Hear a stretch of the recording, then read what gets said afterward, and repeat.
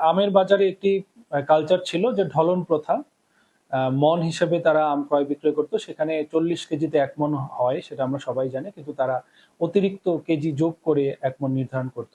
তো আমরা বিভাগীয় কমিশনার কার্যালয়ে আমাদের সম্মানিত বিভাগীয় কমিশনার স্যারের নির্দেশনায় পুরো রাজশাহী বিভাগে আমরা এই ঢলন প্রথা বাতিল করে আমরা কেজি দরে সুনির্দিষ্টভাবে কেজি দরে আমরা আম কেনা-বেচার সুযোগ করে দিয়েছি এবং সেটি অব্যাহত আছে। যদি কেউ ঢলনের মাধ্যমে অতিরিক্ত আম কিনে বা কিনতে বাধ্য করে, বিক্রি করতে বাধ্য করে ব্যবসায়ীকে, তাহলে আমাদের কাছে অভিযোগ দিলে আমরা সেভাবে প্রতিকার করার চেষ্টা করব।